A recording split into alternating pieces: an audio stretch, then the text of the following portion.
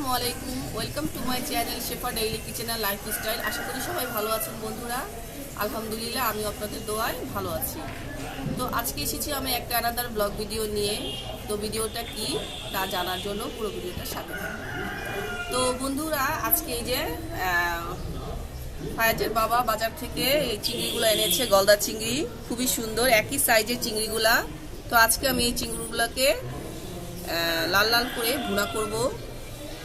তো বন্ধুরা, ভিডিওটা দেখার জন্য আমার সাথে থাকুন।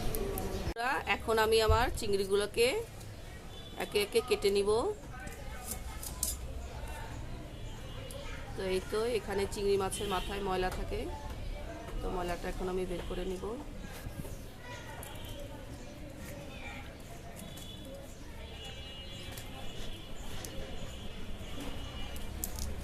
তো এই তো আমার একটা চিংড়ি কাটা হয়ে গেল। তো এইভাবেই আমি আমার চিংড়িগুলোকে একে একে সবগুলা চিংড়ি কেটে নেব।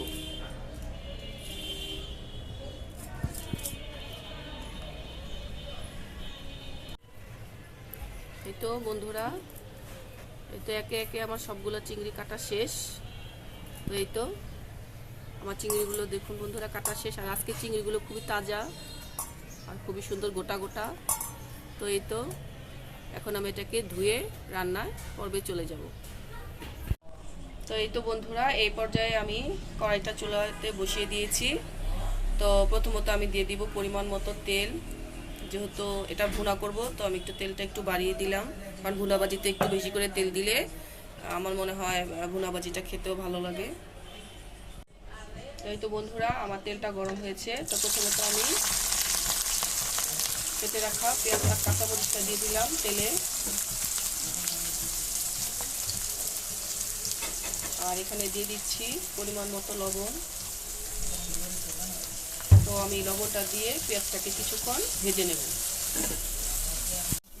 তাই তো বন্ধুরা, আমি কিছুক্ষণ ভেজে নেওয়ার পরে এখন দিয়ে দিব আমি বাকি মশলাগুলো। তো এখানে আমি দিয়ে দিচ্ছি 4 চামচ পরিমাণ আদা রসুন বাটা। এরপরে দিয়ে দিচ্ছি সামান্য পরিমাণ জিরা বাটা। এই তো এখানে মশলাটা দিয়ে আমি আবার একটু নেড়েচেড়ে ভেজে নিচ্ছি।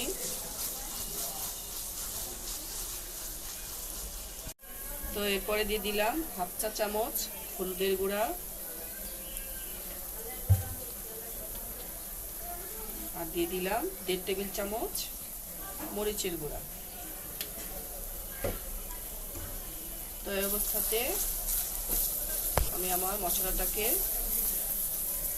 একসাথে নেড়েচেড়ে এই তো ভেজে নিচ্ছি। তো এখন আমি দিয়ে দিব সামান্য একটু পরিমাণ পানি।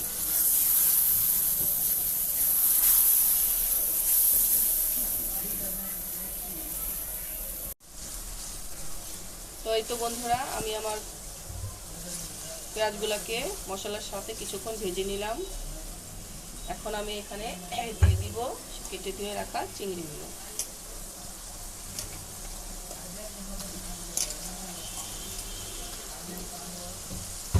এখন আমি এই পর্যায়ে কিছুক্ষণ চিংড়িগুলোকে মশলার সাথে পেঁয়াজের সাথে ভেজে নেব।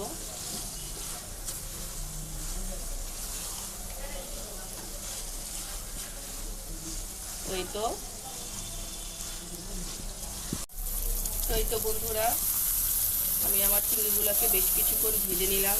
দেখুন বন্ধুরা, তো এখন আমি দিয়ে দিব এখানে পরিমাণ মতো পানি, যাতে আমার চিংড়িটা ভিতর থেকে ভালোভাবে কুক হয়। তো এই তো আমি এখানে পানিটা দিয়ে দিলাম।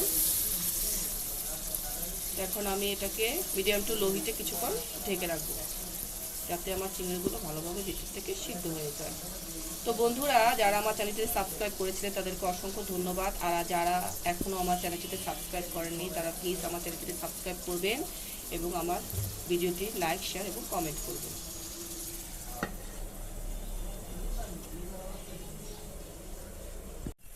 এই তো বন্ধুরা, আমার চিংড়ি ভুনাটা হয়ে এসেছে।